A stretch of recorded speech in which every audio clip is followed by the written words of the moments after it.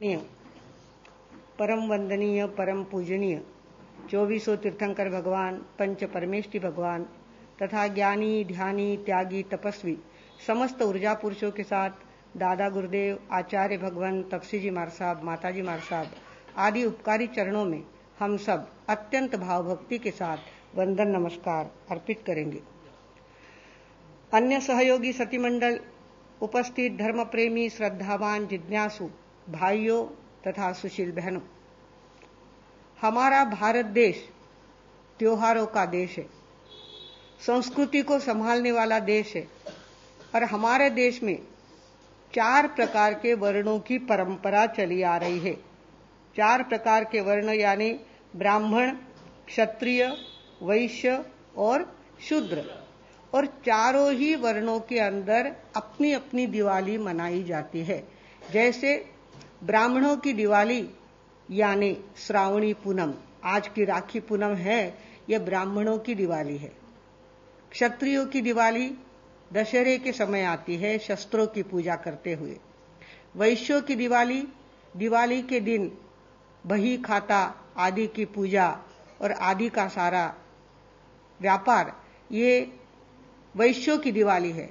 और शूद्रों की दिवाली होती है, शूद्रों की संवत्सरी होती है होली के दिन। होली ये शूद्रों की संवत्सरी, दिवाली ये वैश्यों की संवत्सरी। संवत्सर यानी वर्ष, वर्ष में आने वाला महत्वपूर्ण दिन, उसका नाम संवत्सर, संवत्सरी। वैश्यों की संवत्सरी आती है दिवाली के दिन और क्षत्रियों की दशहरे के दिन, और ब्राह्मणों की ये आज का दिन या कल का दिन हमने जो श्रावणी पूनम का दिन मनाया, ये ब्राह्मणों की संवत्सरी के रूप में ब्राह्मण लोग 12 महीने में एक बार मनाते हैं। और उसके पीछे उनकी एक पद्धति है। उनके यहाँ ब्राह्मणों में मुंज करने की पद्धति है और उनको द्विज कहा गया है। पहले बच्चा जन्मता है, उसके बाद 7 साल के बाद जब उसकी पूरी बुद्धि तैयार हो जाती है, उसको संस्कार दिए जाते हैं। और संस्कार देते समय उसको कहा जाता है कि तू पूर्ण शाकाहारी रहेगा, तुझे देवताओं को मानना पड़ेगा, तुझे ऋषियों को मानना पड़ेगा और तुझे माता पिता की उपकारों की जानकारी रखनी होगी, ज्ञान रखना होगा। इस तरह से उसमें संस्कार डाले जाते हैं और ऐसे संस्कारों से पवित्र बना हुआ बच्चा एक दिन अपने जीवन में श्रावणी पूर्णिमा के दिन अपने गले में जनेऊ पहनता है। जनेऊ उसी दिन उसको पहनाया जाता है, पर खास तौर पर हर श्रावणी को उनके यहाँ जनेऊ बदलने की परंपरा है। 7 साल की उम्र में उसको पहना दिया था, हर साल उसको याद दिलाया जाता है और जनेऊ पहनाया जाता है। जनेऊ में 3 तार होते हैं और 3 तारों के 3 संदेश होते हैं। पहला तार उसको कहता है तुझे देवताओं का ऋण मानना होगा। सूर्य, चंद्र, ग्रह, नक्षत्र, तारा जो तुझे देने वाली शक्तियां है, उनके प्रति तुझे कृतज्ञ रहना होगा, उनकी मानता को मानना होगा। ये पहले देव ऋण। दूसरा ऋण ऋषि ऋण, दूसरा धागा होता है ऋषि ऋण का होता है कि दुनिया में अगर ऋषि ना होते, उनको इंटरनल इंट्यूशन ना आता, तो सत्य का जागरण दुनिया में ना हो पाता। इसके लिए ऋषि ऋण को मानना तुझे जरूरी है कि मैं आज से ऋषि ऋण को मानूंगा, ऋषियों के उपकारों को जानूंगा। इस तरह से दूसरा धागा ऋषि ऋण का होता है। और तीसरा धारा पितृ ऋण, माता पिता का ऋण, उसको कभी मत भूलना। उन्होंने तुझे दुनिया दिखाई है और उनके उपकारों को कभी मत भूलना। इस प्रकार 3 ऋण को वो स्वीकार करता हुआ गले में जनेऊ पहनता है और आज के दिन मतलब श्रावणी पूनम के दिन जनेऊ बदलने का उनका एक प्रघात है, उनकी एक परंपरा है। इस तरह से जनेऊ पहनना अपने आप एक बात होती है। जब संसार पूरा हो जाता है, बच्चा 25 साल का हो जाता है, संसार करने लायक बच्चा हो जाता है, उसके बाद उनको कहा है कि वो क्या करे, वानप्रस्थाश्रम को स्वीकार करे। वानप्रस्थाश्रम को स्वीकार करे, यानी मेरा संसार अब पूरा हो गया है और मुझे जो मैंने संग्रह किया था, 25 साल का मैं था तब से 50 साल का होने तक मैंने जितनी भी दौड़ धूप करनी थी उतनी कर ली, जितनी भागा दौड़ी करनी थी उतनी कर ली है। और अब मुझे क्या होना है, मेरी भावनाओं में बंधी हुई शक्तियों को मुक्त करना है। और मुझे क्या करना है, पहली बात मुझे पुत्रैषणा, पहली ऐषणा मांग जिसको कहते हैं पुत्रैषणा, आज से मुझे मेरे जिंदगी में संतति बढ़े या मुझे दत्तक लेना है आदि सारी बातें मुझे छोड़ देनी है, पुत्रैषणा छोड़ देना है।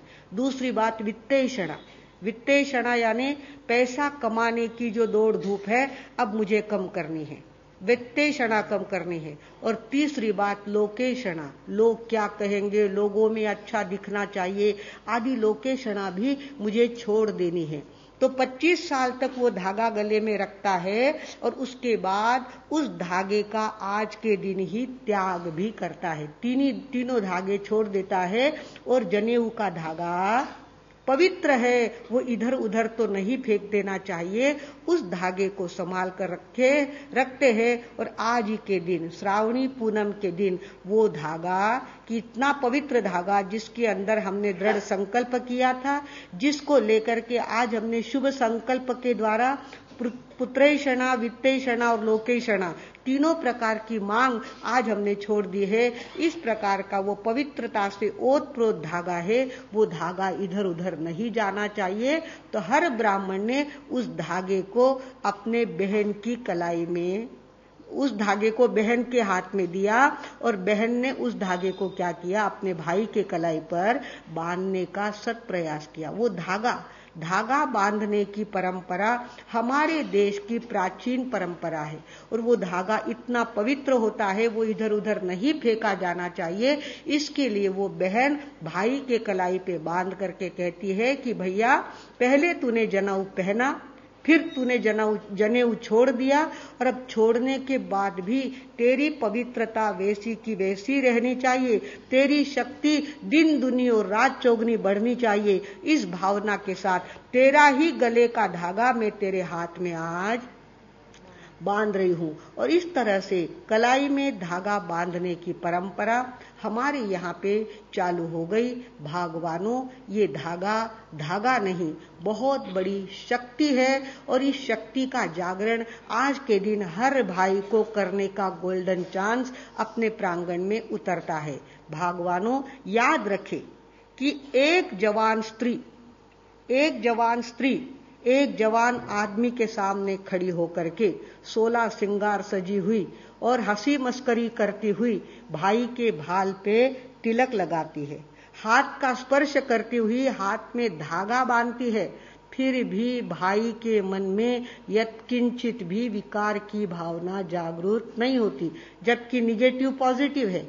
निगेटिव एनर्जी पॉजिटिव एनर्जी को क्या करती है, खींचती रहती है, खिंचाव पैदा होता है, उसके अंदर के केमिकल्स चेंज हो जाते हैं और भावनाओं में बदल आता है। निगेटिव फोर्स कोई भी सामने आया कि भावनाओं में बदल आता है, पर एक ही संबंध ऐसा है कि जहां भावनाओं में बदल नहीं आता। एक पुरुष जवान खड़ा है और एक स्त्री सामने जवान खड़ी है और वो धागा बांध रही है, उसके कोमल हाथ का स्पर्श पुरुष के हाथ को हो रहा है, उसके कोमल उंगली का स्पर्श उसके भाल पे हो रहा है, फिर भी भाई पवित्र भावना से भरा हुआ है। उसके दिमाग में ये नहीं आता कि एक स्त्री मेरे सामने खड़ी है, वो कहता है हमारी बहन है, मेरी बहन है। बस बहन कहते ही सारी बातें वहां माइनस हो जाती है, सारा संसार, सारा विकार उसके अंदर बहकर चला जाता है। और पवित्र भावनाओं से भरा हुआ भाई जब अपने बहन के हाथ से अपने यहाँ पर तिलक लगवा लेता है, पूरा साइंस ध्यान में रखना, यहाँ हमारा शक्ति का सेंटर है, इसको आज्ञा चक्र कहते हैं और इस आज्ञा चक्र को निगेटिव फोर्स की जरूरत होती है। निगेटिव फोर्स लगने के बाद अंदर का आज्ञा चक्र जागृत हो जाता है और जागृत होने के बाद हो सकता है कि उसकी तीसरी आंख खुलने की तैयारी करने लगे या खुल जाए। तीसरी आंख अगर खुल जाती है तो आदमी त्रिलोचन बन जाता है, अतीन्द्रिय शक्तियों का ज्ञान उसके अंदर आ जाता है। आंख ढकने के बाद भी दिखने